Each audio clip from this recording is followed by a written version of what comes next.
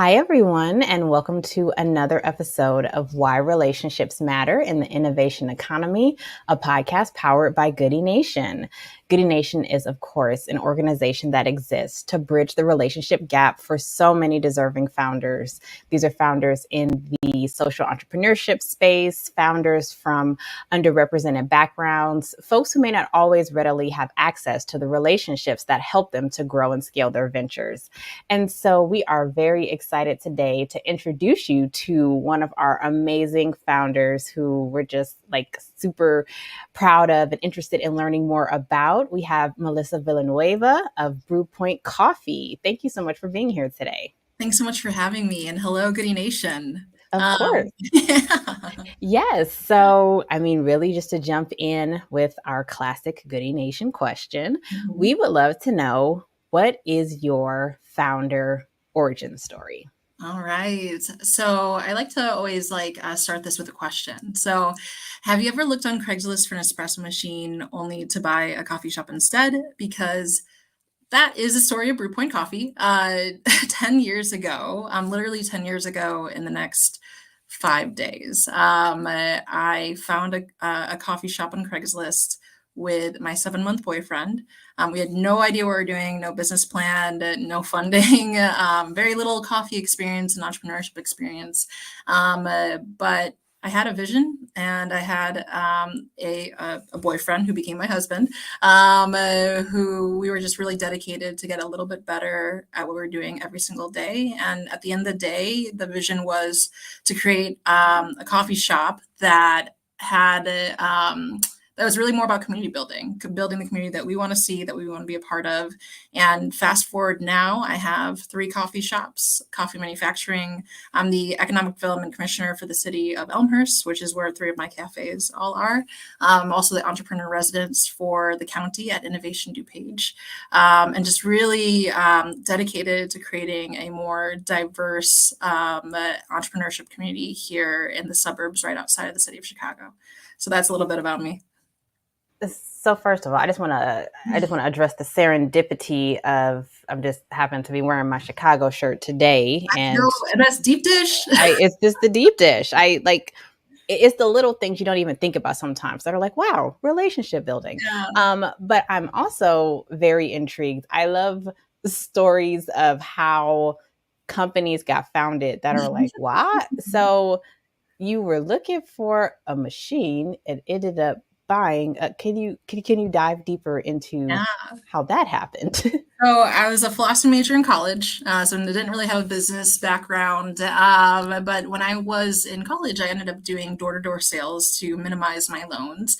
Ended up being weirdly good at it. I was number 4 in the country, and so I got business offers when I graduated from college.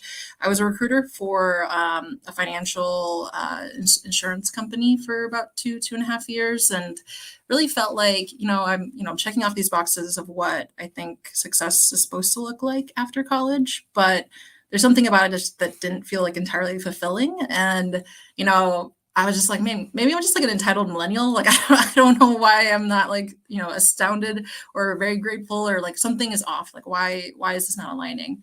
And I ended up meeting my now husband. He was the door guy at the church I was visiting. He knew he was in trouble right away. I thought he was kind of awkward, but I was feeling it. And we met. We started dating within 2 months. And I ended up quitting my job because the first conversation I had with him was just saying that I was looking for a sign from the universe to tell me what my next thing was. And he was just like, sometimes, the universe is just waiting for you to pull the trigger. And so I took that as my sign, and I quit my job the next day. He thought he ruined my life. And I decided to go to the Philippines for 2 months to do a self-discovery trip of, what I want to do with my next steps? What do I want to do with my life? And I don't have it with me right now, but I drew on the back of a restaurant menu, my whole work career. The things I liked about every job I had, the things I didn't like about every job that I had, where my skills were, or all those different pieces. And I came out of that and I was just like, my favorite job was working at Starbucks in high school. And when it came down to, I wasn't even like a shift lead or anything like that. I was just, I was a barista, but I love the fact that I could have these like personal interactions with people. I didn't really have to like sell them much because they were already excited to come in, get the drink that they want. Just you're just more so making recommendations, and you're able to like the sense of being a modern day watering hole where you get to see people on a daily basis because it's an affordable product. Um, and so, yeah, I was just like, you know what? I'm gonna put a 3-year plan together. I'm gonna figure out how to like own a coffee shop someday. That coffee shop dream that a lot of people have. And the week I come back from the Philippines, I'm looking on Craigslist for an espresso machine, find the shop in Elmhurst, Illinois, and my heart sinks. Like there's something about it that I'm just like, there's something scary about this ad. And I show it to my boyfriend, Angelo, husband, boyfriend. And he was like, oh, we should go talk to them. We should just like, market research. And he didn't know me that well yet because we were just like several months dating at that point. And I was just like, dude, you don't know. Like, if this is going to be dangerous. If I want this, like, I don't know what's going to happen. And we both visit, and like, you could tell that both of our stomachs just drop. And we know that this is an opportunity that like is too good to miss. And we didn't have any money. I mean, he had a little bit saved up, and yeah, within a month, we have both our families help support this dream, and we jump into it, not even being engaged yet. Yeah, we were about 7, 8 months dating at the time.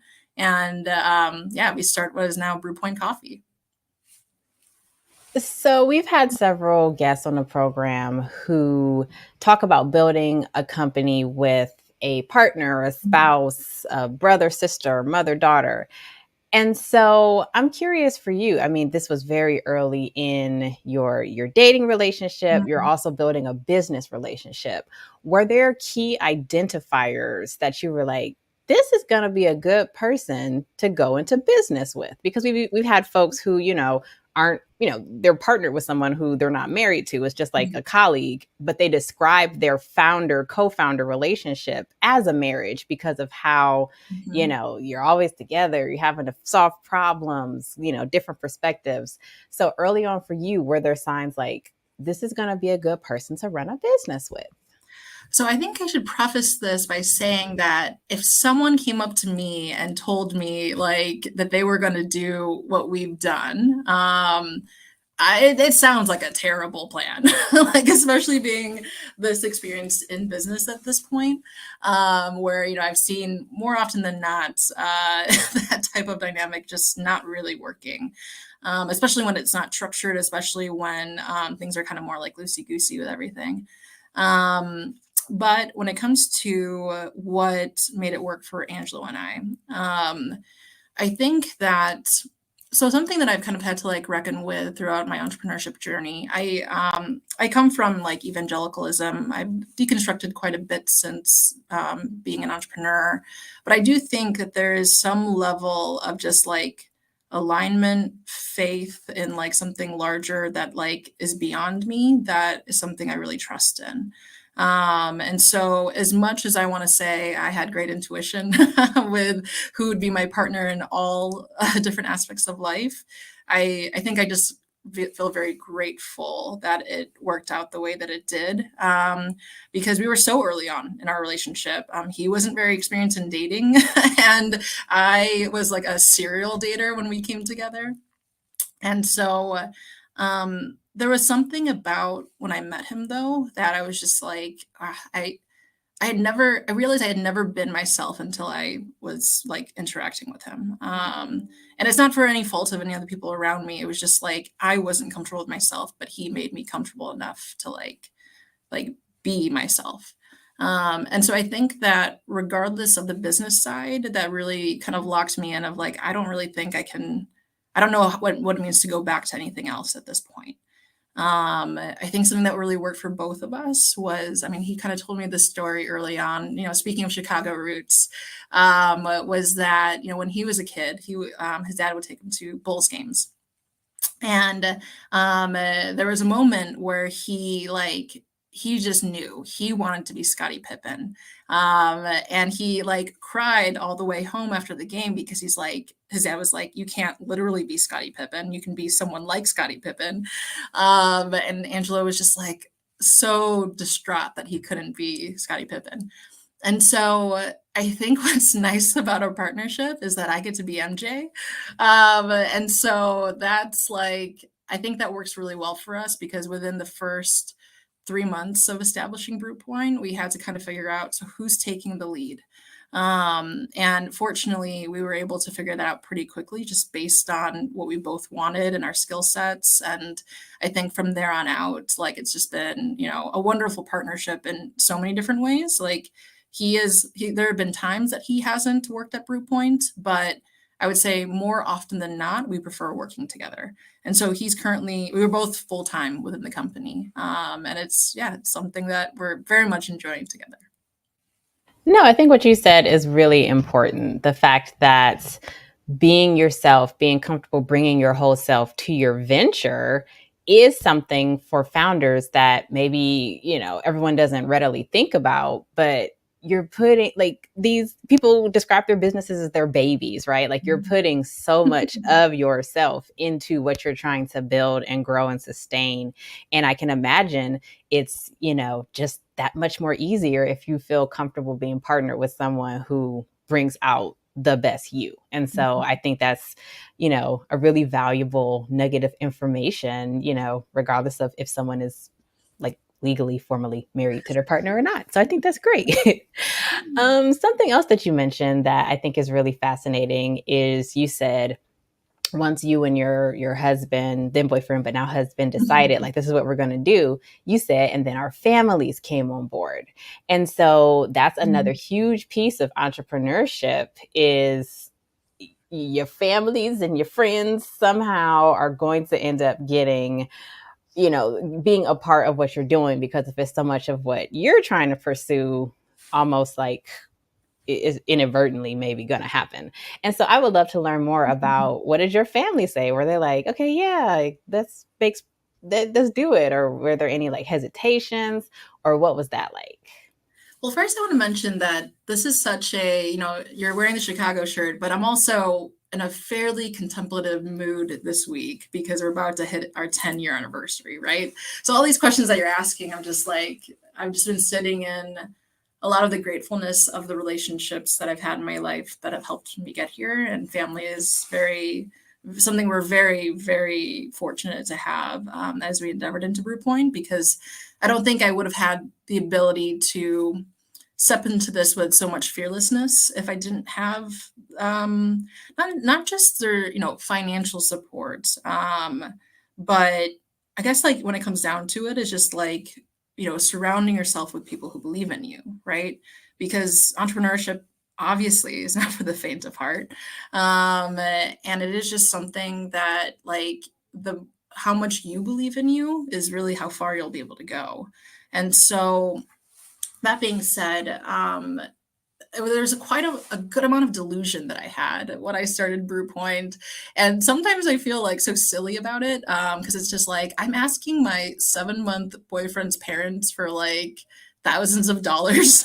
And like I've never asked my parents for something of this caliber before. And it wasn't a conversation that was an easy yes or a clear yes. It was something that a couple things had to happen for it to kind of come together. And one big thing that happened, even though the story is like incredibly quick in terms of how quick the turnaround was, but we had actually lost the opportunity for the coffee shop. So what essentially happened was, I found this coffee shop on Craigslist. We're talking to the owner of the coffee shop to see, negotiating pricing. I'm trying to figure out how to get the money. Never done that before. And Angelo's hesitating. I mean, rightfully so. People aren't really exactly sure what we're thinking. And during that time, we lose the opportunity. Someone else swoops in, signs the contract, wants to buy the coffee shop. And it was one of those moments when I got that call that it was just like I felt like I lost something that was meant for me. And I don't know how to explain it other than that. And so when that happened, like I just like I couldn't get over it. Like I was really struggling. And I don't necessarily think I'm that type of person for most things, but for this, it just felt like it was like the life I was meant to live. And um, yeah, it was like a week of trying to work through that. And then when I got the call that the contract fell through because of like a lease descript like issue, um, I think everyone around me knew that we had to move forward with it. And so you know, so much of like reflecting on these journeys is just kind of like, it's not always this linear path. There's going to be hurdles, there's going to be questions of doubt, but then certain things happen that just makes it so that like when you know it's your thing, you go forward with it. And for me and the families around us, I think they knew at that point. I will also say a different perspective that I had with when it comes to my parents. Um, with this was that so my both Angela and I's parents first generation, and so they had to get corporate or higher paying jobs to sustain a family. And so from at least from my dad and from how I understand it is that part of the reason I think he was generous in his not just belief in me but excitement for our venture was the fact that like we got to do something that he wasn't able to do. And now it's even more exciting in terms of how much it's developed. He's retired now, so he gets to like he's at all our events, and he's essentially Brewpoint's mascot. But yeah, it's quite amazing to see how pivotal these family relationships have been in the growing of Brewpoint. That's beautiful. That's incredible. And I guess to sort of tie in and wrap up with this 10 years you all are approaching, not just, because of relationships with family, but clearly relationships with your customers, relationships with, I don't know, suppliers and vendors. As you are continuing to reflect upon what 10 years is going to mean to you, are there any sort of specific relationships that you're like, man, I really value this person, or I really value, these regular customers who come in all the time? Like, what do you sort of think about in general, why relationships matter to Brewpoint Coffee? So there's a million people that I could say, right? Like this doesn't happen in a vacuum. But what I'm especially contemplating right now is my team. Like as much as I am maybe good at, articulating the vision of Brewpoint or getting people excited about it, at the end of the day, like none of this is possible without the team that we have. And what I'm specifically thinking through is so, other than Angelo, my husband, co-founder, my leadership team, specifically, Ben, Francesco, Jesse, um, they've been so pivotal. Like I don't want to say I couldn't do it without them, mostly because I don't want to put the pressure on them. But we definitely wouldn't be who we are today. And at the core of it, I was actually just talking to Ben about this like 20 minutes ago before this interview, is that really at the end of the day, so Ben started at the company, he was like our fourth employee. He's a big reason why I decided to grow the company from one coffee shop to more than that, was just realizing that like, maybe we could make a livable wage as an individual coffee shop, but it'd be pretty tough for most people. But if we scaled, if we were able to be bigger, we could make more of an impact financially, culturally, community wise. And so we kept growing. And so, yeah, I didn't come in with a business plan. So I thought it would just be one coffee shop. But it ended up being a coffee company, and it ended up being something so much more than that. And so that's where my gratefulness is like currently sitting. Incredible. Well, I'm sure that everyone in your coffee ecosystem is excited and gearing up for when specifically is, do you know the date, like the exact date of your Yeah. 10-year? So it's September 3rd. Well, it depends. September 2nd was the Friends and Family soft launch. Hmm. So on Labor Day. 10 years is actually interesting and it falls exactly on the right dates and days of the week. And then the third was the first day open to the public. So yeah, we're literally right here. And a couple quick things I'll mention with this is we're hitting our 10-year anniversary. We just got an award for Inc. 5000, fastest growing companies in America. And this Sunday, a reality show that I was on is airing for the first time on Sunday. And I was a judge for an entrepreneurship competition. It's a web series that past seasons happen on Amazon Prime. So it's an exciting time for us. Amazing. And so if people want to keep up with all of the exciting things that are happening, if people just want to like look up Brewpoint when they're in suburban Illinois and want to come like pop in, how can people connect with you and find out more about everything that you're doing? Absolutely. So at Brewpoint Coffee on Instagram is where we communicate the most and engage digitally with our community. Brewpointcoffee.com, or find me on LinkedIn, Melissa Villanueva. You can kind of see all the different things that we're up to. Very cool. Well, yes, this was yet another amazing episode. I'll say for me, this one, it gave me some feels thinking Mhm. about all of the amazing family members and partners and team members that really help to prop up a venture, not just like literally, but they really help to make folks feel like they can bring their best selves to their ventures. And that is such an important thing. And so we would like to thank Melissa for coming on the program today. And like our Goody Nation, oh, of course.